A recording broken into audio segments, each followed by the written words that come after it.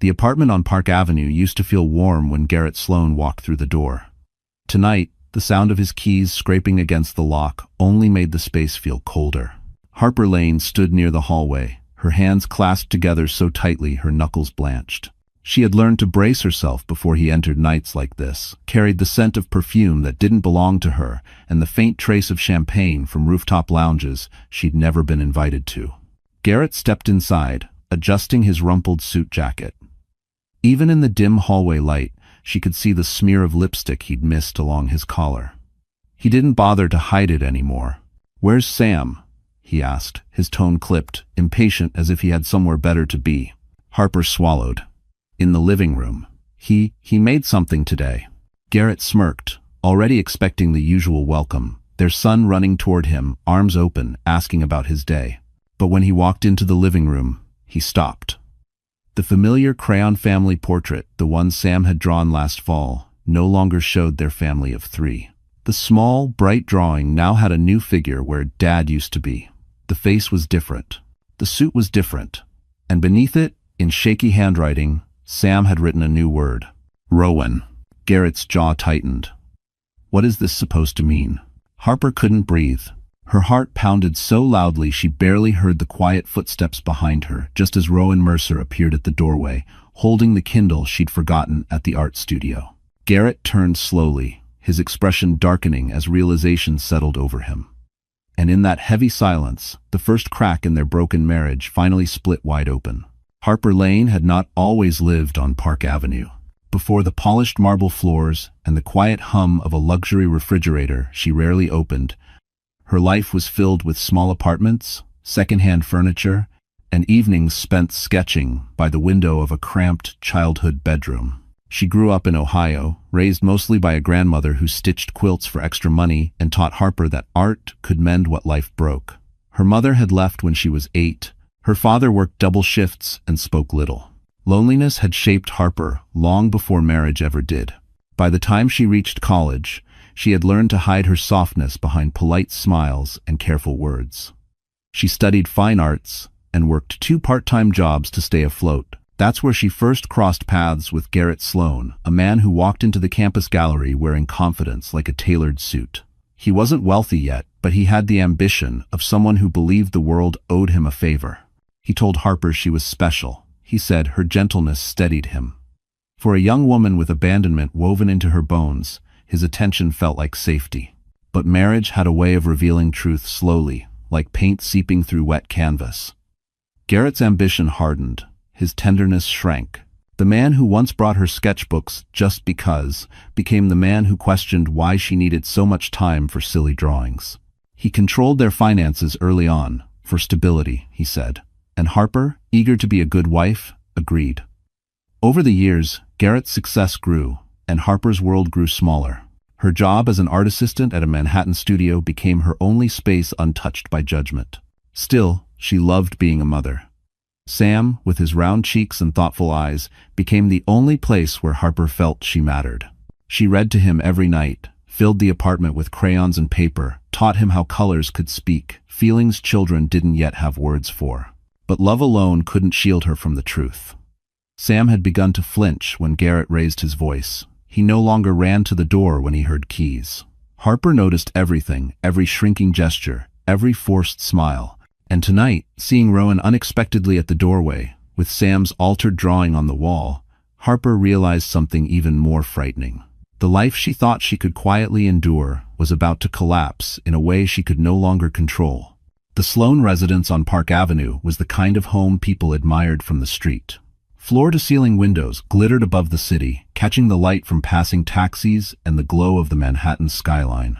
Inside, everything was arranged with precision, crystal vases that Harper never filled because Garrett preferred minimalism. A Mont Blanc pen left casually on the marble kitchen counter, as if to remind visitors of success, and a framed architectural print, he claimed, symbolized ambition. Yet for all its beauty, the apartment felt colder with every passing year. Harper often walked through the rooms late at night, breathing in the silence, wondering how a life so carefully built could feel so fragile. The luxury that once dazzled her now felt like a museum display, untouched, distant, and belonging more to Garrett's ego than to their family. Her classroom at the art studio, with mismatched stools and paint-spattered tables, felt more like home than this immaculate penthouse ever did. Outside, winter crept along Central Park, frosting the treetops and coating the sidewalks with a thin, shimmering layer of ice.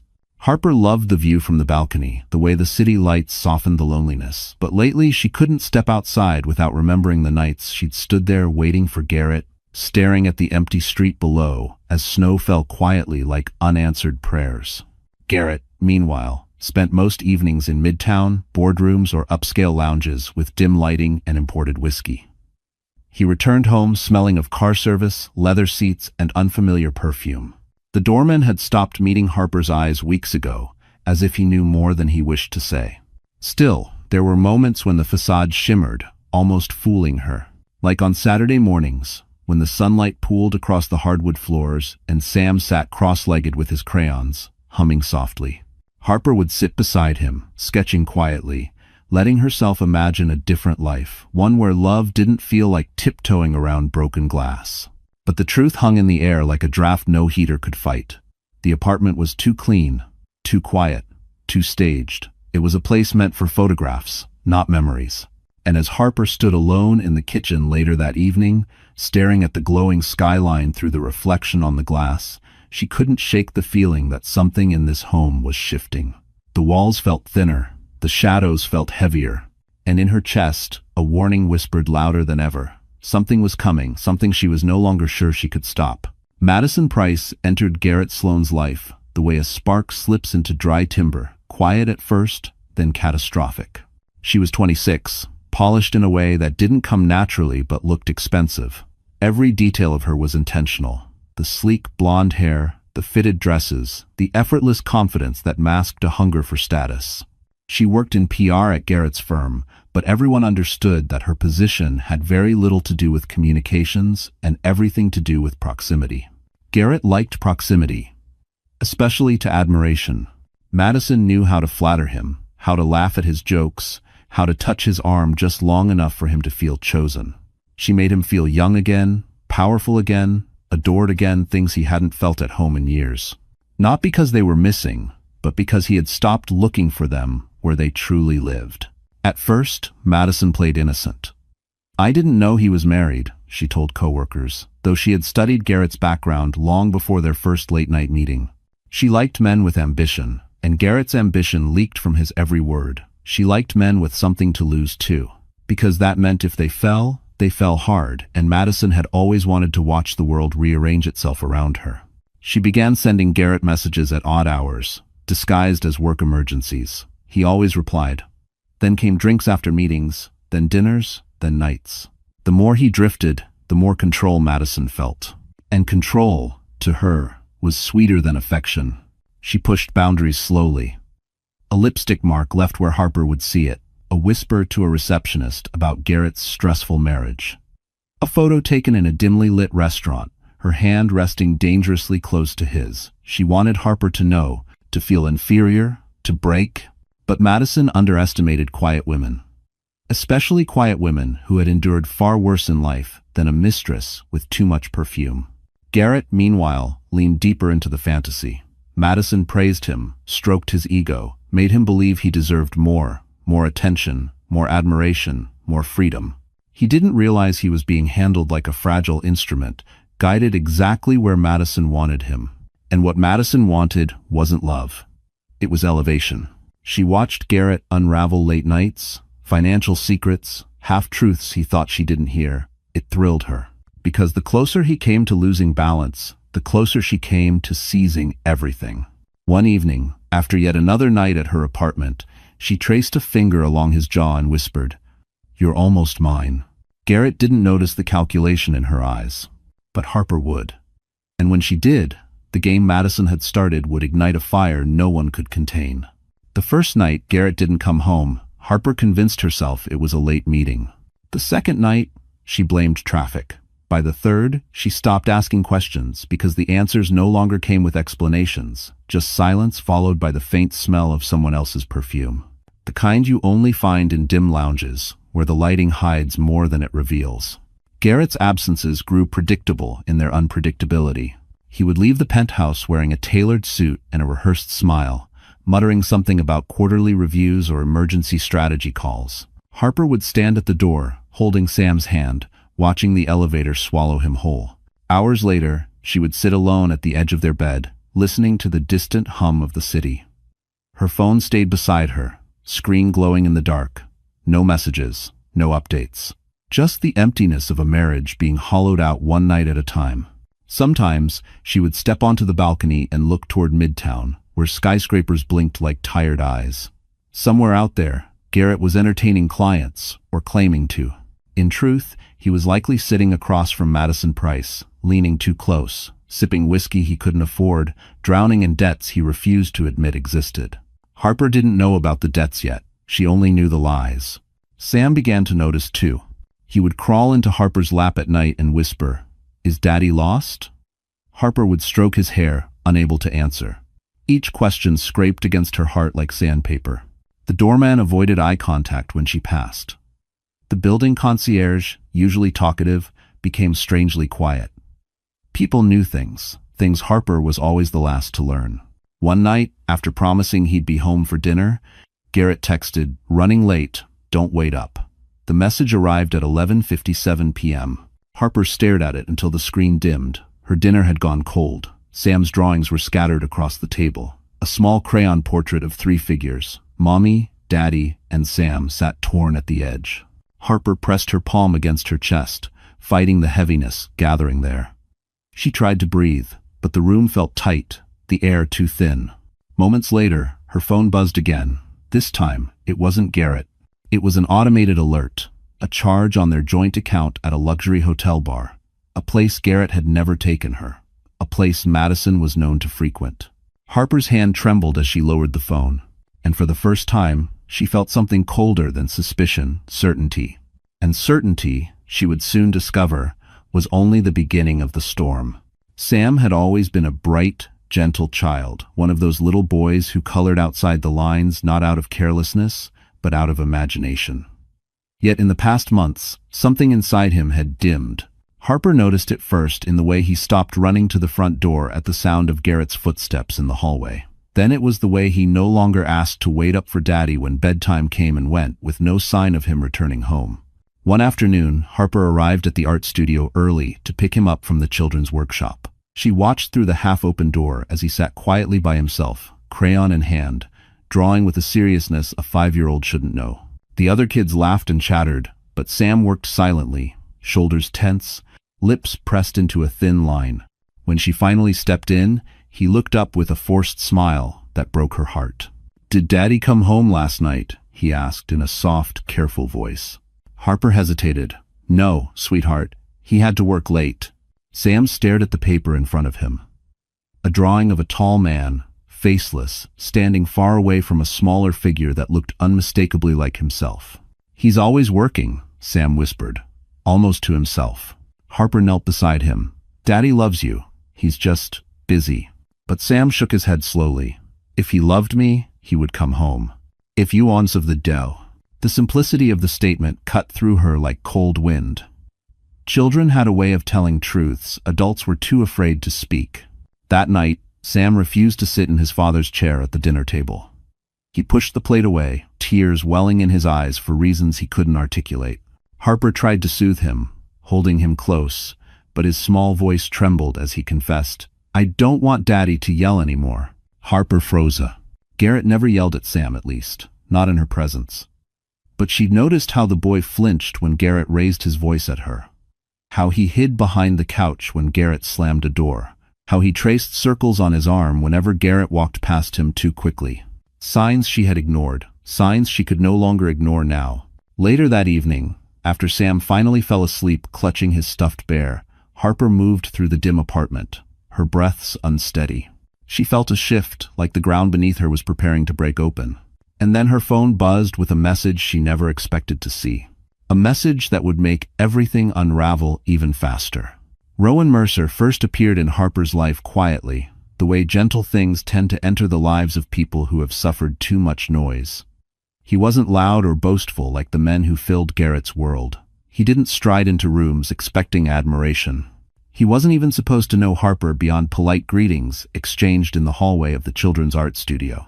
But Rowan noticed small things that most people stepped over without a second glance.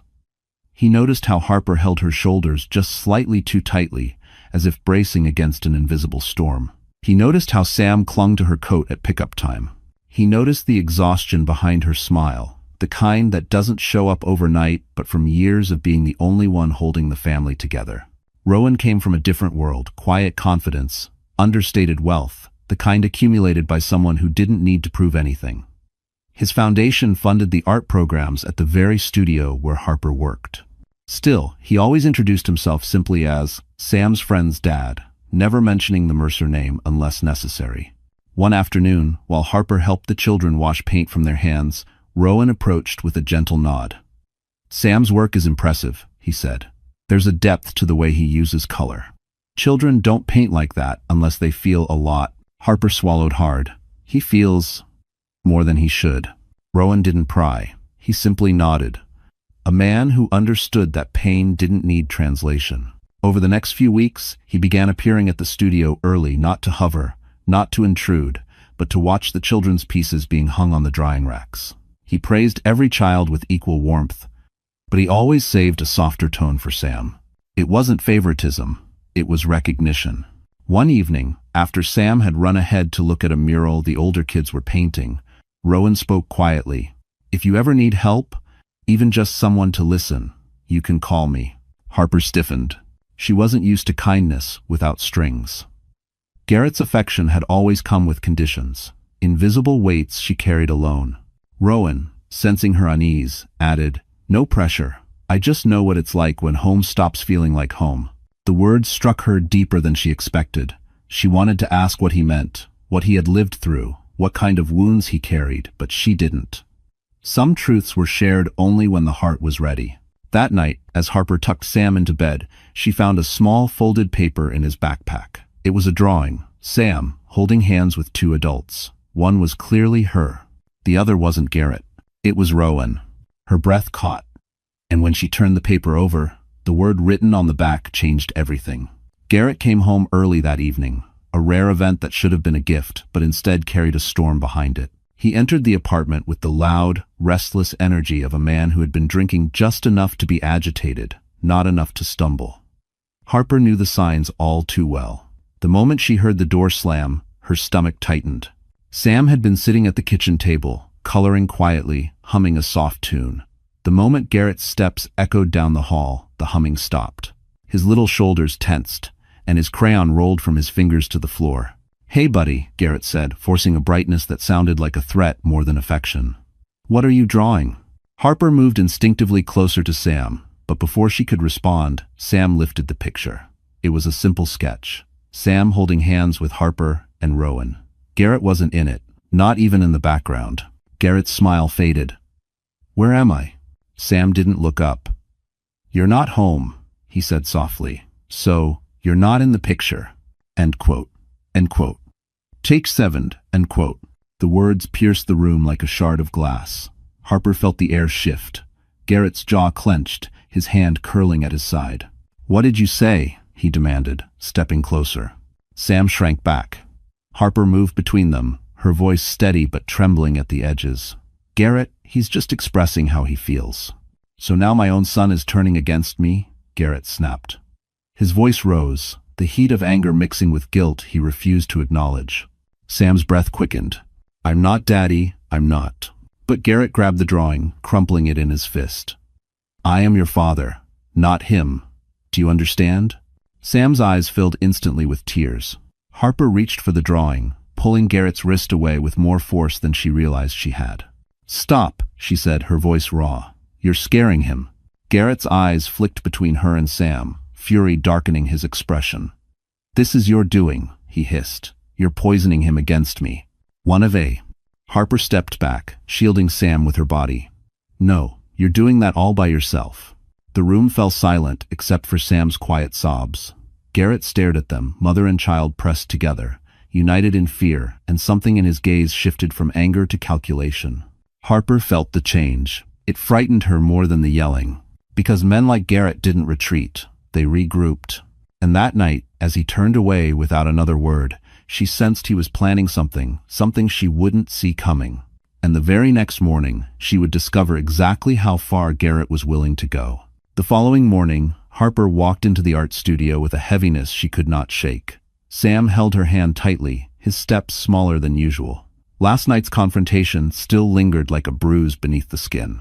She tried to smile as she greeted the children arriving for class, but her voice lacked its usual warmth. The studio manager, Mrs. Calhoun, a woman known for her strict professionalism, approached with a clipped tone. "Harper, may I speak with you in my office?" Those words alone made Harper's stomach drop. Inside the small, glass-walled office, Mrs. Calhoun folded her hands atop a stack of papers. "We received a complaint this morning," she said. "From a parent." Harper blinked. "A complaint? About what?" Mrs. Calhoun hesitated, then slid a printed email across the desk. The sender's name hit Harper like a punch. Garrett Sloan. Her breath hitched as she read the accusations, claims that Harper's emotional instability was affecting the children, that she exposed them to inappropriate themes through art, that she had created a hostile environment for Sam due to parental alienation. End quote. It was a calculated attack, cold, articulate, and designed to destroy her credibility. "This isn't true," Harper said, her voice trembling. "None of this is true." "I want to believe that," Mrs. Calhoun replied softly, "but it's serious, and the board expects us to address it. There will need to be a review, possibly a suspension during the investigation." A suspension. Harper felt her world tilt. Her job wasn't glamorous, but it was her refuge, her one space untouched by Garrett's shadows. Losing it would mean losing the only income she controlled and losing the stability Sam needed. "I would never harm these children," Harper whispered, "especially not my own." Mrs. Calhoun's eyes softened. "I know, but the board doesn't, and Garrett Sloan is influential." Influential. That word hung heavy in the air. Garrett had used his status to corner her, and she hadn't even seen it coming. Harper felt her pulse race as she stepped out of the office, the hallway blurring around her. She found Sam waiting in the corner, clutching his small watercolor set. "Mommy, what's wrong?" he asked. She knelt, hugging him so tightly he squeaked. "Nothing you need to worry about, sweetheart." But inside, she felt the first true wave of panic. Garrett wasn't just angry. He was preparing to erase her. And just as she gathered her things to leave early, the studio door opened, revealing a familiar tall figure with a calm expression that pierced through the chaos. Rowan Mercer had arrived. And he wasn't here by coincidence. Rowan Mercer stepped into the studio with the calmness of someone who understood storms because he had lived through his own. His presence alone seemed to steady the room, though Harper could barely lift her eyes to meet his. Her cheeks were flushed, her breath unsteady. Rowan sensed everything instantly. "I came to return Sam's jacket," he said gently, holding up the small blue coat. But his eyes searched Harper's face, reading the distress she was trying to hide. Mrs. Calhoun approached him immediately, smoothing her blazer. "Mr. Mercer, we weren't expecting." "I was nearby," Rowan replied. His tone was polite but carried an edge of authority that shifted the atmosphere. "Is everything all right?" Harper opened her mouth, but no words formed. Mrs. Calhoun cleared her throat. "We're handling a small, internal matter." Rowan glanced at the papers in Harper's shaking hands. He didn't need to read the details. He recognized accusation when he saw it. "Is this about a complaint?" he asked quietly. Mrs. Calhoun hesitated. "It's confidential." Rowan nodded once, slowly. "Of course. Then you won't mind if I speak with Harper privately." He guided Harper toward the empty hallway near the supply closet, lowering his voice. "Harper, what did he do?" Her eyes filled instantly. "Garrett filed a complaint. He's trying to make them suspend me." And stated. Rowan inhaled sharply, the muscle in his jaw tightening, an expression he rarely showed. "Because he's afraid of losing control," he muttered. Harper wiped her cheek, embarrassed. "I can't lose this job, Rowan. I need it. Sam needs it." Rowan looked at her for a long moment, something shifting behind his steady gaze. "You won't lose it," she blinked. "You can't promise that."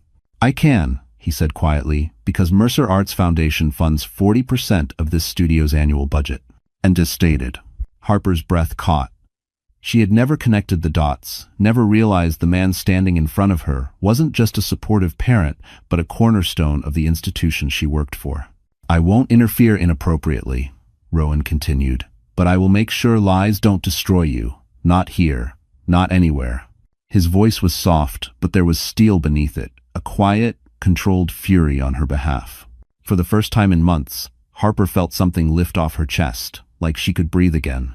Not because she wanted rescue, but because someone finally stood with her instead of against her. Sam tugged on her sleeve then, his small voice breaking the moment. "Mommy, can we go home?" Harper nodded, squeezing his hand. Rowan stepped back, letting them pass, but his eyes followed them with a promise unspoken yet unmistakable. And later that night, as Harper checked her email, a new message appeared, sent anonymously. It contained something about Garrett that would shatter her world far more than the complaint ever could. The email Harper received that night sat unread for several minutes. Her hands shook too much to tap the screen. The sender's address was anonymous, but the subject line made her heart stall.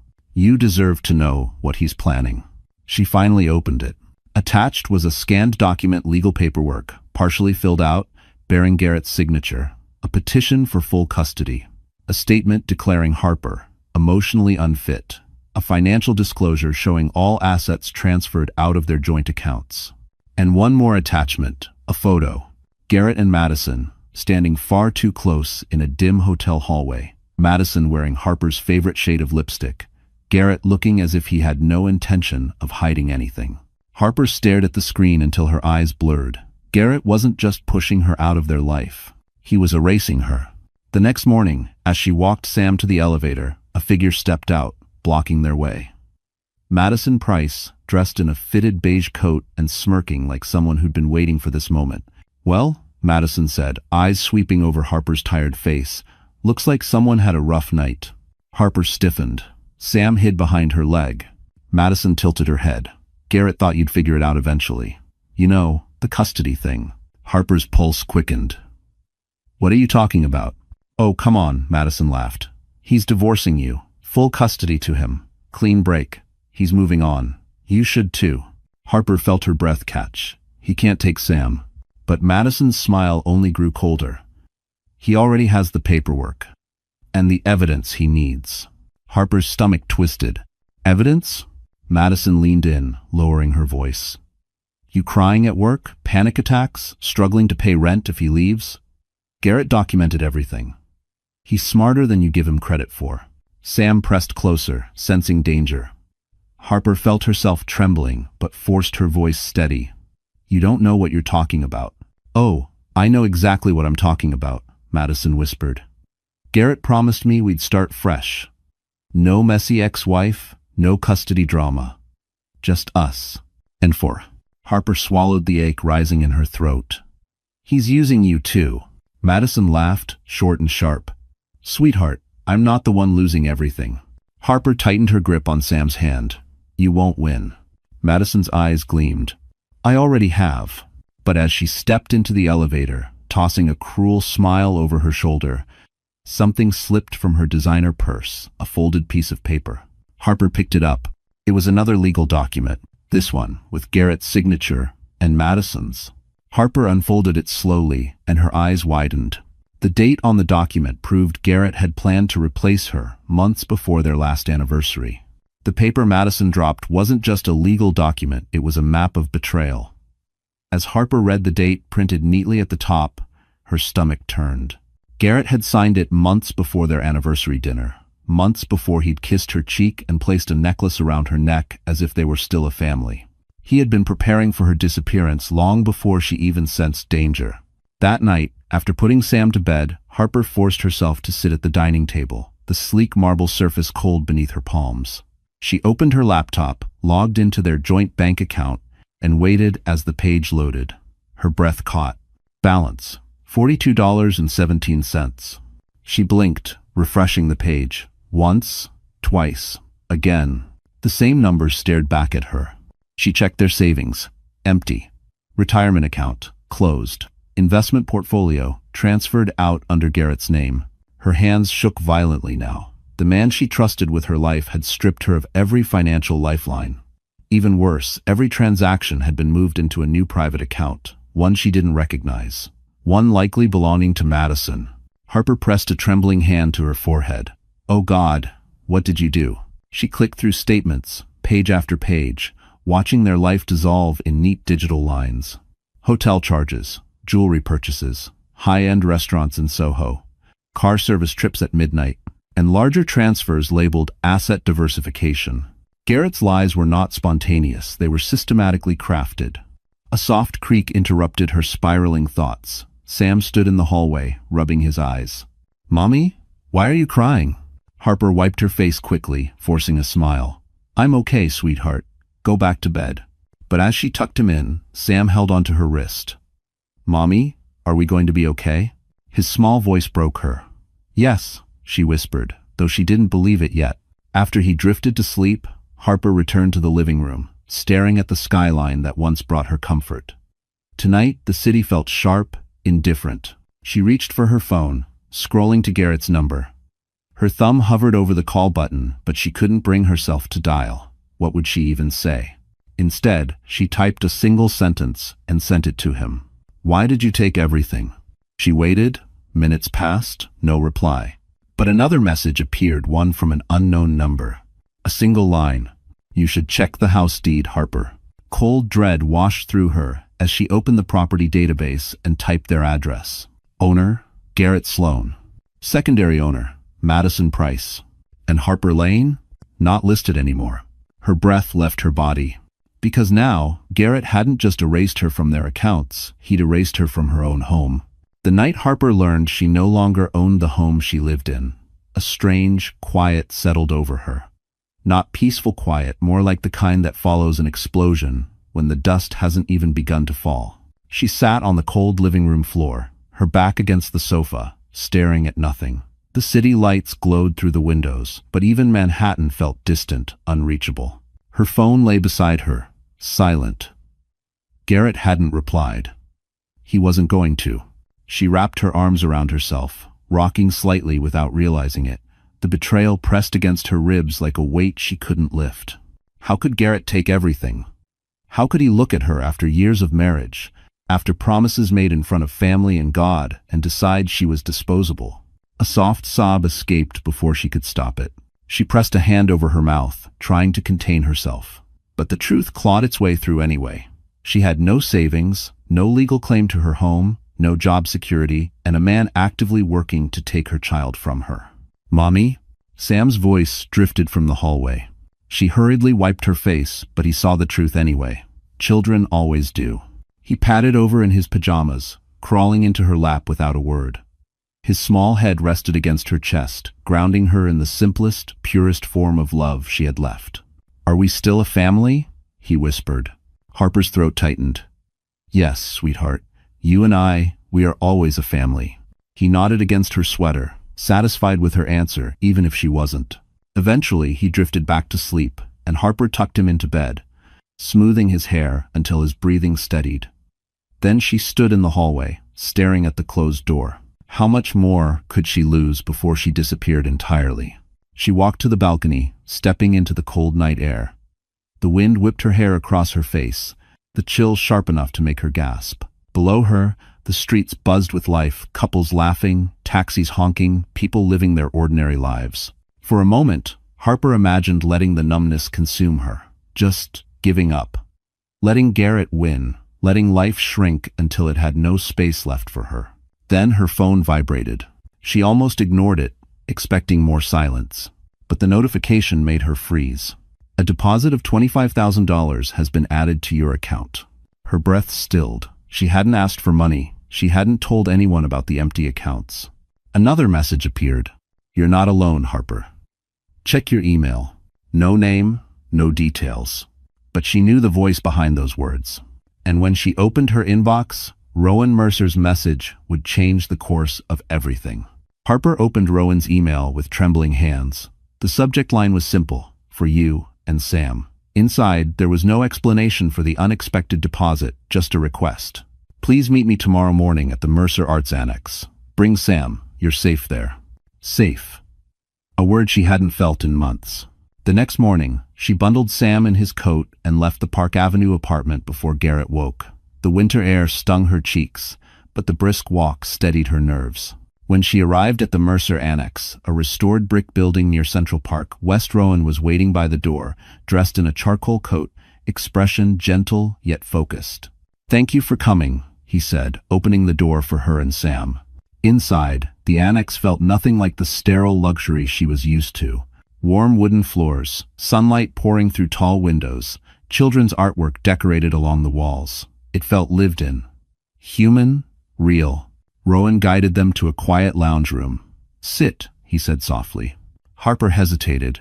"Rowan, the money?" "You don't owe me an explanation," he said, "but I think you need some help, and I can give it without expecting anything in return."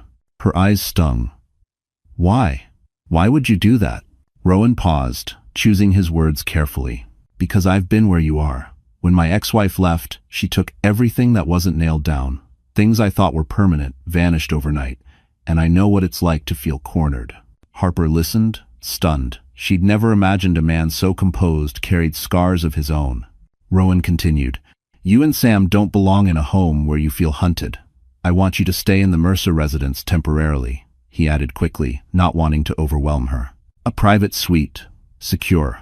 No one can reach you there without clearance." Harper blinked in disbelief. "Rowan, that's too much." "It's not," he said. "It's necessary." Sam tugged Harper's sleeve. "Mommy, can we stay? It feels nice here." Rowan smiled at the boy, then looked at Harper again. "You don't have to decide today. Just know you have a place to go. A safe one." Harper exhaled shakily, her resolve weakening. It had been so long since someone offered her something without strings. Then the door buzzed. Rowan's assistant rushed in, breathless. "Mr. Mercer, you need to see this. It's urgent." Rowan's eyes narrowed. "What happened?" The assistant handed him a tablet. Harper couldn't see the screen, but she heard Rowan's soft curse under his breath. He turned to her slowly, expression darkening. "Harper, Garrett just filed something in court this morning, and it changes everything." Rowan handed Harper the tablet slowly, giving her a chance to prepare herself. But nothing could have prepared her for the bold black letters staring back at her. Emergency petition for immediate temporary custody. Garrett Sloan versus Harper Lane. Filed at 6:14 a.m. He didn't even wait for the sun to rise before trying to take Sam. Harper's knees weakened. Rowan stepped closer, steadying her with a hand beneath her elbow. "He's accelerating his plan," Rowan said, voice low. "He wants control before you can fight back." Harper swallowed hard. "How am I supposed to fight him?" "He has everything. Money, lawyers, influence." Rowan shook his head. "Not everything." She looked up, confused, but he didn't elaborate. Instead, he guided her and Sam into a small private studio inside the annex, a room filled with canvases, brushes, and soft natural light. "Sit," he told her gently. Harper hesitated. "What are we doing? I want you to look at something." Rowan walked toward a shelf where several of the children's paintings were drying. "This is Sam's work from last week, isn't it?" Harper nodded. Bright colors, sharp little shapes. She had always admired how expressive he was. Rowan tapped the corner of the canvas. "Here." Harper squinted. At first, she saw nothing unusual, just a pattern of bright squares. But when Rowan adjusted the light, she saw lines she hadn't noticed before. Overlapping numbers, repeated symbols. And then, something unmistakable. A logo. The stylized crest of Sloan Capital Holdings, Garrett's company. "What is that doing in my son's painting?" Harper whispered. Rowan sighed. "Because Sam painted what he saw." "Children don't lie with their art, Harper." Her pulse quickened. "Saw? Saw what?" Rowan leaned closer to the painting.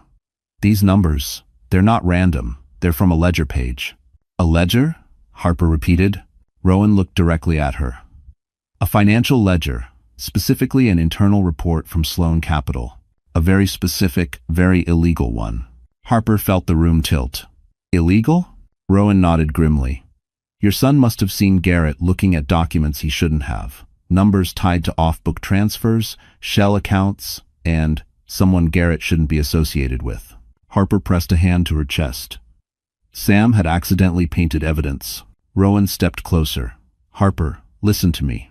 This isn't just a custody battle anymore. Garrett may be involved in something federal, something dangerous. She stared at him, stunned. What does that mean for us? Before Rowan could answer, the annex door slammed open. His assistant rushed in, pale. Mr. Mercer, agents are here.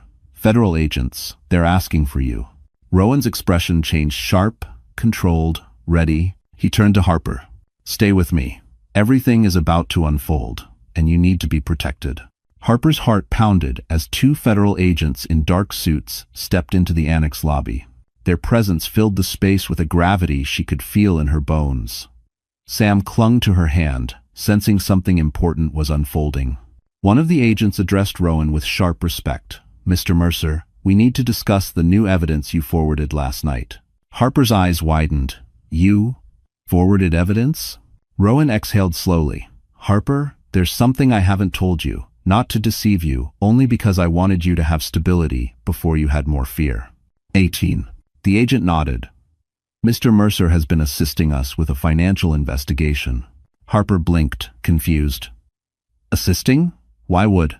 Rowan turned toward her, voice steady, controlled. Because your husband has been under federal scrutiny for almost a year. The words struck her like cold water. Rowan continued.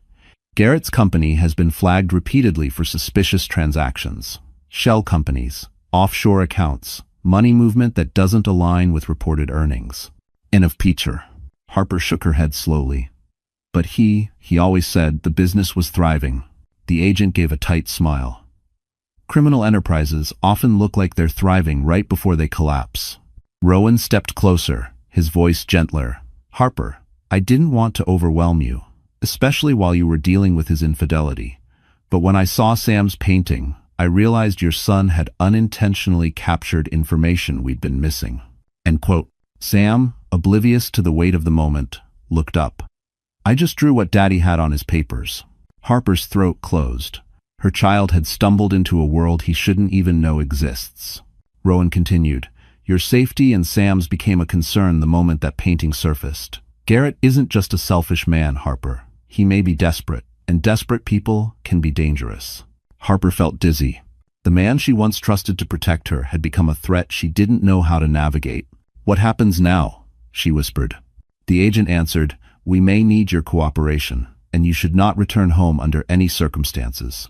Harper swallowed hard, looking from the stern federal agents to Rowan's calm, protective presence. Rowan's expression softened. You'll stay at the Mercer residence tonight. I'll make arrangements. No one will get to you there. In I day. Suddenly, the annex doors swung open again, this time with frantic energy. Rowan's assistant rushed in, breathless. Sir, there's news. Big news. It's about Sloan Capital. Rowan tensed. What happened? The assistant hesitated, then handed him a phone showing a breaking news alert. Harper saw Rowan's face change, the calm replaced with something far heavier. Harper, Garrett just disappeared. If you want us, Garrett Sloan disappearing was not the kind of news that made people whisper, it made them freeze. The headline blared across Rowan's phone in bold red letters. CEO of Sloan Capital, missing amid federal investigation. Harper stared at the screen as if it were written in another language. Disbelief washed through her, followed by a cold wave of dread. Rowan lowered the phone. He's running. Harper shook her head. Garrett wouldn't run. He's too proud. 2. Pride evaporates fast when prison becomes a possibility, Rowan replied quietly. The federal agents exchanged looks and began speaking rapidly into their radios. Sam, sensing the tension, squeezed Harper's hand tighter. Is Daddy in trouble? He whispered. The room fell still. Harper knelt beside him. Sweetheart, Daddy made some wrong choices, but you're safe, I promise. Rowan placed a reassuring hand on Sam's shoulder. We're going to make sure your mom is safe too. In first tone, Sam nodded, trusting Rowan with a simplicity that broke Harper's heart. One of the agents approached Rowan.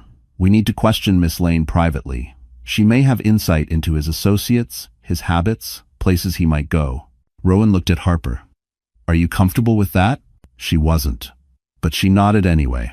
The agent led her to a smaller room, dimly lit and quiet. Miss Lane, has your husband ever mentioned offshore accounts? Unregistered properties? Contacts outside the country? Harper shook her head. I barely knew what he did at the office. He kept everything separate. I thought it was normal. The agent leaned forward. Did he ever hint at someone helping him move money? Someone inside the company or outside it? Memories flickered. Garrett's late-night calls, his sudden temper, the hushed conversations he took on the balcony. The way Madison once slipped and said, "He told me everything would be ready soon." Harper swallowed. Madison Price. She knows more than she pretends. The agent scribbled something quickly. "We suspected her. Your confirmation helps." When Harper stepped back into the annex lobby, Rowan was waiting, coat in hand. Outside, black SUVs had lined the street, federal presence increasing. Reporters were gathering behind barricades, cameras flashing. Rowan gently touched her elbow. "We're leaving through the back. I won't let them swarm you." Harper felt a shiver, not from fear, but from the unfamiliar sensation of someone truly protecting her. As they exited through a service door, Rowan's driver held open a sleek Mercedes. Sam climbed in first, clutching his stuffed bear. Harper hesitated at the doorway, glancing back at the chaotic street. "Rowan, what if Garrett comes after us?" she whispered. Rowan met her gaze, his voice steady and absolute. "He won't get the chance, Harper, because someone else found him first." Garrett Sloan wasn't found by the FBI first. He was found by fear. The news broke just as Rowan's Mercedes pulled into the private garage beneath the Mercer residence, a secure building overlooking Central Park. Rowan's assistant hurried toward them, holding her phone as if it were evidence itself. "They found him," she said breathlessly, "but it's complicated." Harper felt Sam cling to her side. "Is Daddy okay?" he whispered. The assistant hesitated. "He's alive." But he wasn't alone. Rowan's expression hardened. "Where?" "A hotel in Midtown. The Plaza." Harper's heart sank. Of course it would be the Plaza, a place Garrett had once promised to take her for an anniversary he later forgot, a place he instead shared with Madison. The assistant continued. "He was trying to check out under a fake name. Security recognized him. When authorities arrived, Madison was already there, packing her things." Harper swallowed, her pulse racing. Was she helping him escape? A humorless laugh escaped the assistant. No, she was helping herself. She told security Garrett had forced her into everything. She showed them texts claiming he manipulated her. She threw him under the bus in under 30 seconds. Harper closed her eyes. She shouldn't have been surprised. Madison was loyal only to herself. Garrett, blinded by ego, had never seen it. Rowan guided Harper and Sam toward the private elevator. "This was inevitable," he murmured. "Men like Garrett believe they can outrun consequences. They never can." Inside the elevator, Harper finally asked, "What happens to him now?" Rowan looked at her gently. "He'll be taken into federal custody. There will be hearings, investigations. He won't be coming home." Home. The word felt strange now. What home? The apartment she'd been erased from? The life she'd been cut out of? As the doors opened into the spacious, quiet suite Rowan had arranged, Harper felt her knees weaken. The warmth, the soft lighting, the safety had overwhelmed her senses. It had been so long since she'd felt protected. Sam ran toward the large window overlooking the park. "Mommy, look, it's like the trees are glowing." Harper managed a small smile. "Yes, sweetheart, it's beautiful." Affection. But beauty couldn't erase the fear swirling in her chest. A sudden knock startled both of them. Rowan stepped forward cautiously. A security guard handed him a sealed envelope with a stern nod. "This just arrived for Miss Lane, delivered by a federal courier." Harper reached for it with trembling hands. Inside was a single sheet of paper. A confession, signed by Garrett. And as Harper read the first devastating sentence, her breath caught. "Harper, if anything happens to me, it won't be the FBI you need to fear." The custody hearing was scheduled 3 days after Garrett's arrest. 3 days that felt both impossibly short and unbearably long. Harper barely slept, replaying every memory, every argument, every moment she had shielded Sam from a man who cared more about control than love. Rowan stayed nearby, never overstepping, but always present, offering steady ground when everything else felt like quicksand. The courthouse in Lower Manhattan buzzed with reporters, their lenses trained on the entrance like vultures sensing a wounded animal. Rowan placed a reassuring hand on Harper's back as they walked past the cameras. Sam held her hand tightly, his small fingers fitting perfectly into hers. Inside, Garrett sat at the front table in handcuffs, dressed in a wrinkled jumpsuit. The man who once strutted through boardrooms now looked hollow, panicked. He tried to catch Harper's eye, but she kept her gaze forward. When the judge entered, silence washed over the courtroom. Garrett's lawyer spoke first, attempting to paint Harper as unstable, financially incapable, easily overwhelmed. But his arguments sounded thin, desperate, especially with federal agents sitting quietly behind him, men whose presence suggested far more serious matters than parenting disputes. Then it was Harper's turn. She stood slowly, hands trembling, but voice surprisingly steady. "Your Honor," she began, "I never wanted my marriage to end this way. I never wanted Sam to see the things he saw, but I cannot pretend my husband was the man he claimed to be." She spoke of the nights Garrett didn't come home. The fear in Sam's eyes, the financial betrayal, the documents he forged to erase her. She did not cry. She did not raise her voice. She simply told the truth, one painful fact at a time. Sam's small voice followed, after the judge gently asked if he wanted to share anything. "I want to stay with Mommy," he whispered. "She comes home, she listens, she doesn't yell." That single sentence carried more weight than any lawyer's speech. The judge leaned back, exhaling heavily.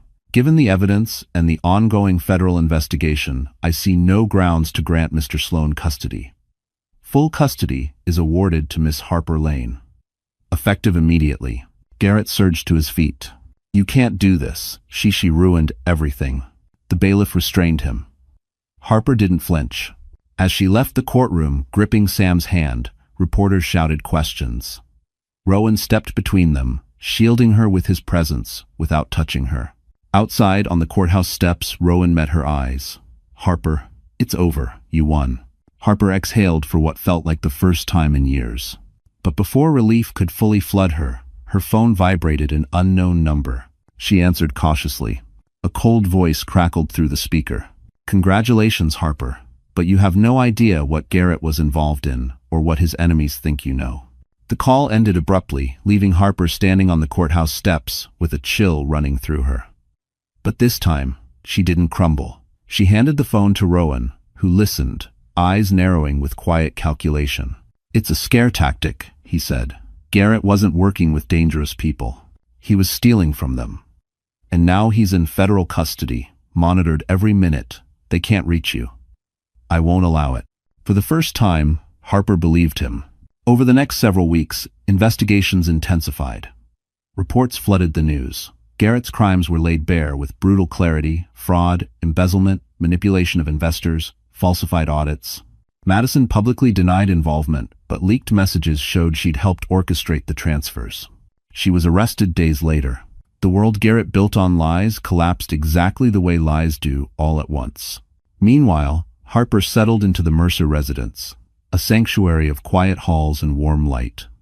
Sam thrived, sleeping peacefully for the first time in months, painting in the sunny corner of the living room. One afternoon, as he mixed colors, he said softly, "Mommy, this feels like home." And Harper felt her heart finally loosen. Rowan kept his distance enough to respect her healing, but close enough that his presence became a steady warmth. He never pushed, never assumed. He simply showed up, something no one had ever consistently done for her. One evening, the foundation hosted a private showcase for young artists. Rowan asked Harper to display 2 of her own pieces, something she had never done before. Nervous but encouraged, she agreed. When guests stopped to admire her work, Harper felt something she hadn't felt in years: pride. Not the fragile kind that depended on someone else's approval. The quiet, rooted kind. After the event, Rowan found her standing by the balcony, overlooking Central Park. Lights shimmered through the trees, reflecting softly on the glass. "You did beautifully tonight," he said. Harper smiled, a real one. "It feels unreal. Everything that's happened, everything that's changed. Today." Rowan stepped closer, but gently. "You rebuilt your life, Harper. You protected your son. You told the truth when it was hardest to speak. That's strength most people never find." She looked at him, breath-catching. "I couldn't have done any of it alone." "You weren't meant to," he said, voice low. "And you don't have to from now on." He reached into his coat pocket, not with urgency, but with calm intent, and revealed a simple velvet box. Not flashy, not extravagant, just sincere. "I'm not asking for an answer tonight," Rowan said softly. "I'm asking for hope, for a future where you never have to doubt your worth again." Harper opened the box. Inside was a delicate ring, timeless, understated, beautiful. A ring chosen for someone treasured. Tears welled in her eyes, not from grief, from healing. She whispered, "Yes, Rowan, I'm ready." Sam ran toward them, laughing, wrapping his arms around them both. And for the first time, Harper felt her life settle into a place where fear couldn't reach her anymore. Because some endings aren't endings at all, they're the home you never thought you'd find. And just like that, our story comes to a close. If you're still here with us, my dear friends, then something in Harper's journey touched your heart in a way only life can. Maybe it reminded you of your own strength. Maybe it reminded you of what you deserve. Or maybe it whispered a little truth you've been trying to ignore. Harper's path teaches us one thing clearly. We survive more than we think we can, and we rise higher than we ever believed. Marcus Aurelius once wrote, "If it is endurable, then endure it. If it is not, then stop complaining. Your nature will carry you through." Healing isn't loud. It isn't sudden. It grows quietly, in the moments we choose ourselves again. So if you're listening to this now, know this. You are stronger than the storms you've walked through. You are worthy of peace, of love, of a life that feels like home. And you are never as alone as you think you are. If this story moved you even just a little, please like, share, and subscribe. Not for the numbers, but so more hearts can find the reminder they might need today. We're here with you, always.